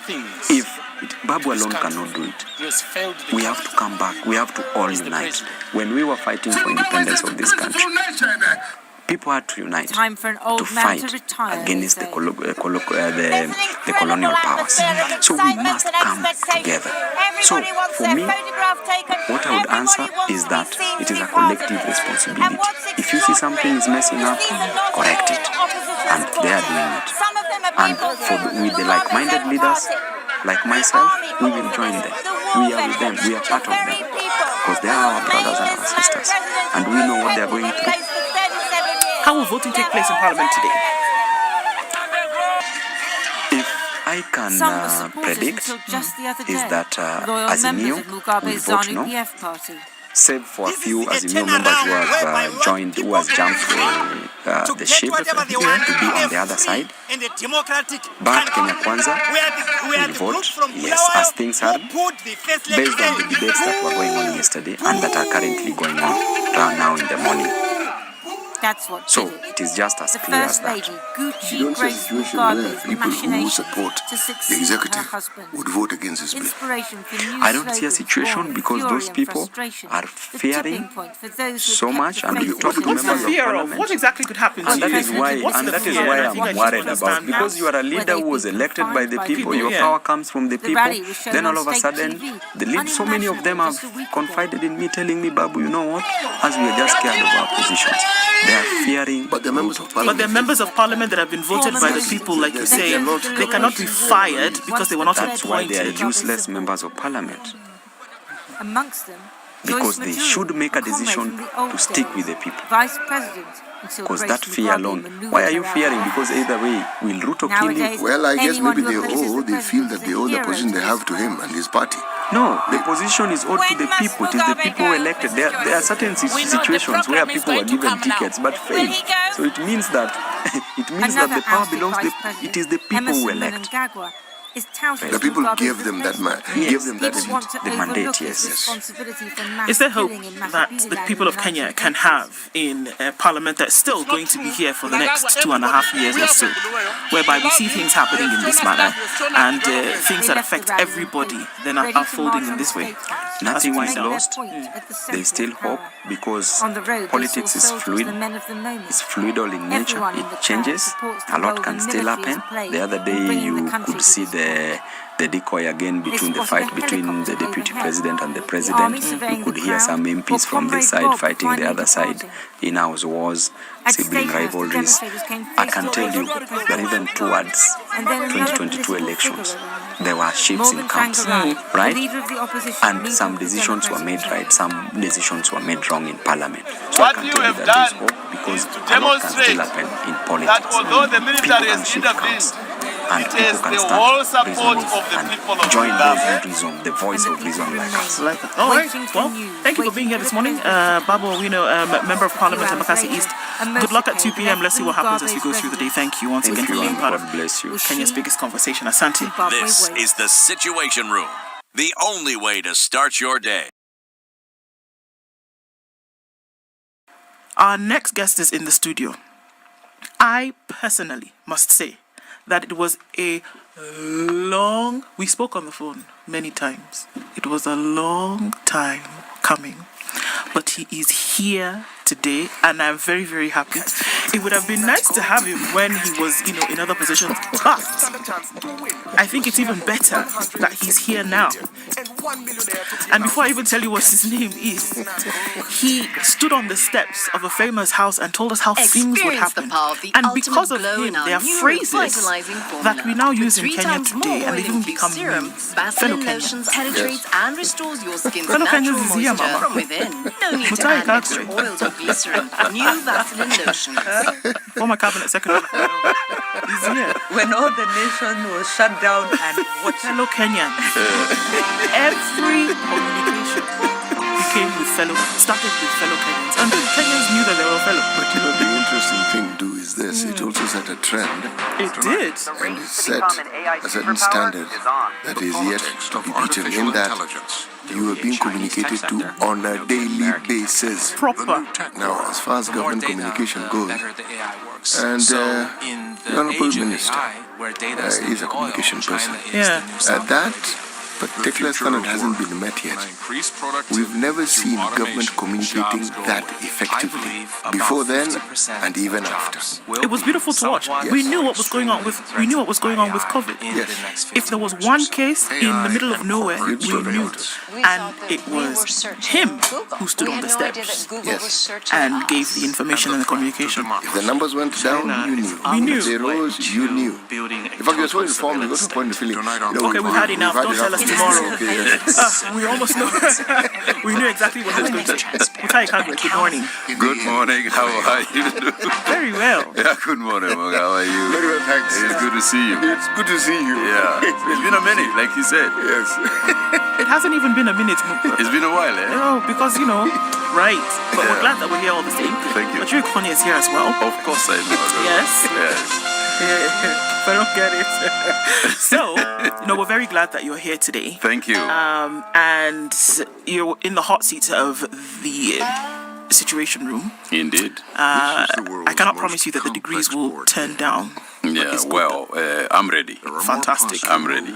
But before we turn it up, City is going to welcome you with a proverb, which we normally do every day. Your job is to interpret that and tell us how it resonates with you. Yes, our proverbs for this week ending this Friday are from the Republic of Mauritius. The island of 4,000 years later, this ancient Chinese when the head is too big, it cannot dodge blows.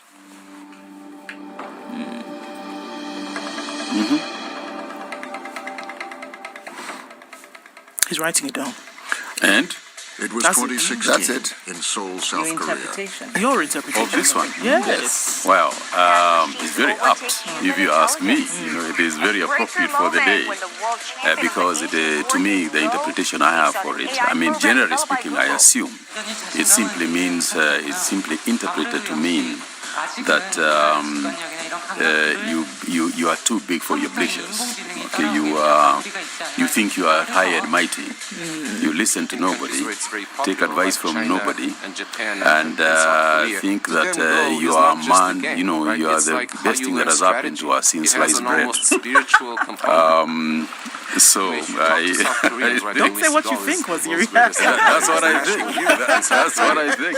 I think it simply means that you should develop some humility. The flip side of it is that you should develop some humility. Listen to people a little bit more. Take advice when you can, and treat everybody equally. Don't think that you are too big for anybody. Indeed. That's when your head is too big, because if you don't do that, when the chips are down and people go on the rampage, it's your head they are going to come for. Indeed. The big head that cannot touch the bullet. Exactly. Okay. And Azir, I'd like to say to CT that 3 out of 4. That is significant. You know what Manjiro is doing, don't you? No. This is 3 different perspectives have come to the same interpretation of your proverbs. There you go. So CT, what was your intention in giving us that proverb? I think you are making a statement. No, you asked the question. These proverbs are prepared well in advance. I don't prepare them in the week. No. Yeah. Like I can tell you which country we're going to next week, and I can tell you the one the week after that. So it studies games that humans You play. just pick, and I have 7 proverbs. And then it comes up Then with you go through them. And I go through them, and I decide which ones. Sometimes I figure, but again, when these proverbs were picked, I didn't know some of the things they would land that happened, today. they were going to happen. Yeah, but nature has got a funny way of bringing things together, bringing what is supposed to be brought today. You know what I mean? Yes. Yeah. Okay. So it is a very strong one. It's a very strong message. But then again, there is also the interpretation of just how things change, and yet how they remain the same. Because this wasn't done yesterday. The proverb wasn't made yesterday. Years ago. The proverb has been there for a long time. So as human beings, we must always be aware that this has happened before, and it can happen again. Yeah. So, fellow Kenyans, we're looking at budget and involvement of young people or young business people in politics. But before we get there, you came from a position whereby you were involved heavily in policy. In fact, I kept saying that your head must have been in a whirlwind because you took on the position of cabinet secretary and you were actually going to the World Malaria Forum that week that the first case of COVID. Ask me how I know and why I was following you like that, but I do. And that weekend, the first case of COVID then was realized in Kenya, and everything blew up in smoke. And I thought, my goodness, this guy can have some girth on him because, first of all, here we are, doing something with malaria and other infectious diseases, and then COVID comes and everything takes a spin, and government policy, and you had stood on the steps of Afia House, and you had said, we're going to get rid of all of these cartels, and we're going to make sure that everything is sorted out. Walk us through what happened at that point to where we are today, and you're talking about the need for people to be involved when it comes to essentially the infrastructure of government. What happens through all of that? Okay. First of all, let me say thank you for the invitation because I haven't been here for a while. And as I walk through this building, I was very nostalgic because this is the commercial department and I used to be commercial manager in this place. So this year, I was commercial manager, then I became commercial operations director. But this was my team, and when I look at them, I feel for them because I know what they are going through at the moment, given the economy of the country. And therefore, I start from there. I start from feeling that this is not just when I became a minister. This is where I started, right here where we are. So anyway, going back to this let me just say that it was a very difficult period. I was 12 days old in the ministry when the first case of COVID-19, came in. We knew about this disease because of, Wuhan in China. And also, we were aware that it had hit Italy very, very badly. And Europe was suffering. So we were aware that we were going through a very difficult period. And we also knew that there were some very difficult decisions that were going to have to be made. And it was so bad that when we took it, I remember the day very clearly when I asked in the ministry how many infectious disease beds do we have in the country, and I was told we had 8. And I said, what do you mean 8? 8 as in this hospital? And also, no. 8 as in the Republic. So you can imagine, starting from there, and you are being told that thousands of people are going to need infectious disease beds. So it was a very, very, very tough time. But I'll tell you one thing. One, we had a very good team. It took teamwork. It's not an individual's. You can't praise one individual. It took teamwork. And we had the president who was listening to us, and guiding us and telling us what decisions do you need to make. And the second thing is that we had very many experts. We pulled in a team from the University of Nairobi, JK, Moore University. We pulled in a team of epidemiologists who are very good in their job. And we put them together in a room. Sometimes we'll separate them, tell us a case, give us your scenario, let's try and combine these scenarios so that we can make informed decisions. So we were not just speaking, it wasn't just Mutahi Kagwe coming there and saying what he thinks. It's a question of what is the science behind the decisions that we are making. And therefore, even when they were making different decisions in Europe, we would say that's a European decision. But we have our own decisions because of our own environment. And sometimes I would get calls even from them from ambassadors around and say, Mutai, what is this decision that you have made? You're not closing down this thing. And I say, yeah, the science doesn't say that. You say, they have closed in the UK, they have closed in Israel. Say, we are not closing. Why? The science doesn't indicate that. That's what my experts are telling me. So I think teamwork, first and foremost. Use experts, the use of experts, and then a nation that listened. Because people listen.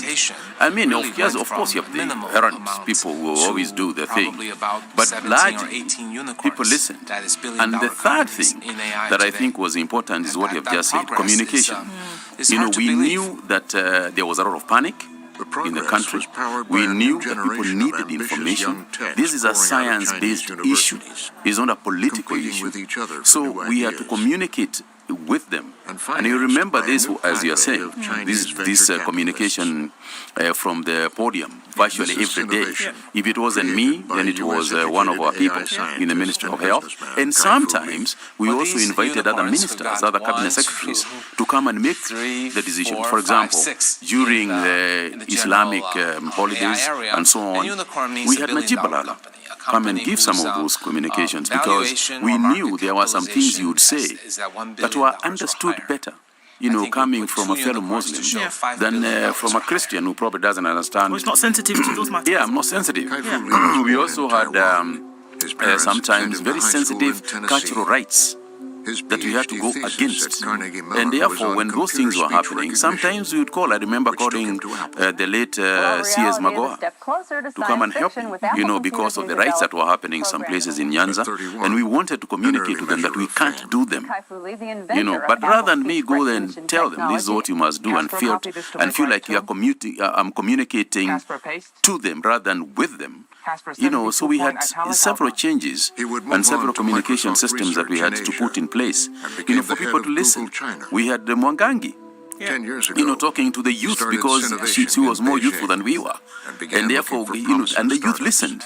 At some point they say, don't even talk to us now, we have got our own communication. Bring her in, so it took quite a bit of work, it took quite a bit of communication skills, but largely I'm grateful to Kenyans because they listened. And I'd just like to chime in to say, because of your leadership and because of the style and really all that you're saying here, the teamwork, the science-based decision-making, working across the sectors and very clear communication, I think the country, the people of Kenya fared much better. I think we dealt with COVID, which was, such a difficult situation, but your leadership really made it manageable. And so I think I would like to echo what Ndu and Siti have said. There's something else very exciting that came out for me in the conversation, and it came out very quickly, which was about the community-based health system.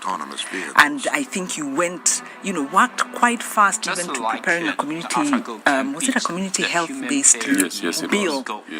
I haven't tracked that process to see whether the bill got enacted. I know now we've gone into community health workers. I don't know if we got the spirit of what was supposed to happen. We now have shift coming in.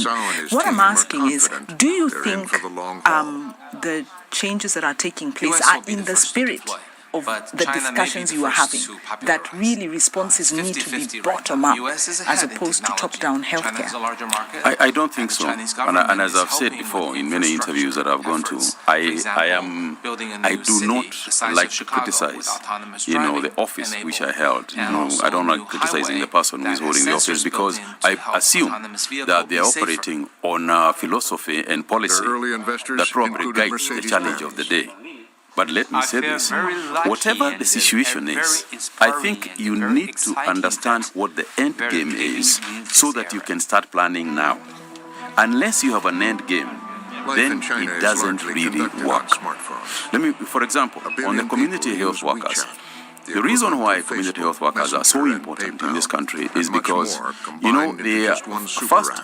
the real small issues that arise that can jam a hospital and should not actually be taken to a hospital. There are people who can deal with them at home. community health workers are very, very important. In a country like Cuba, for example, you'll find that even the doctors work within the community health system. So that within a community group, there are doctors. And medicine goes to people rather than people come to medicine. And that's a huge philosophical change in thinking. So my view is that it's an area I don't feel there is sufficient emphasis. I don't think we completed ourselves in emphasizing the situation enough. But I think that is where it should all go. Family doctors, as they are called, family doctors do not wait for people to come to the clinics. They go to the people. For example, within the community, if you know that there are 3 pregnant women, then the doctor has got a rota of when to go and visit those women, where they are in their own homes. That's the role of the community health system, and it works very, very well if it is sufficiently funded, sufficiently trained, and sufficiently appreciated. So you talk about, and this is the thing that I think that we saw a similar thread running in, whether it's the involvement of new faces. I mean, and everybody, when we look at how this communication happened and how certain things happened then, and we say it then like it's 10 years ago, but it was 3 short years ago. And then here where we are in 2024, where certain other things are happening politically, at a policy level, whereby we're saying that there must be budget and involvement of people across board. How is that supposed to happen? Okay, let's put it this way. What you are seeing right now with the Gen Z group, so to speak, and I do hope that as we speak, nobody is in jail. I hope that they have all been released. I hope they are all at home, and I'm very proud of them personally.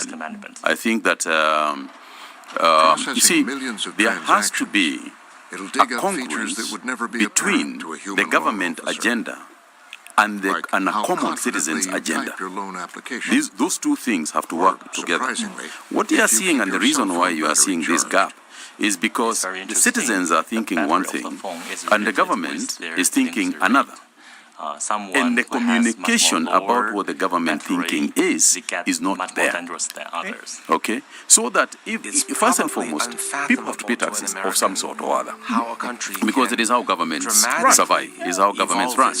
But you see, if you want me to pay taxes, you've got to convince me why I am paying those taxes. If you go back a little bit to about 20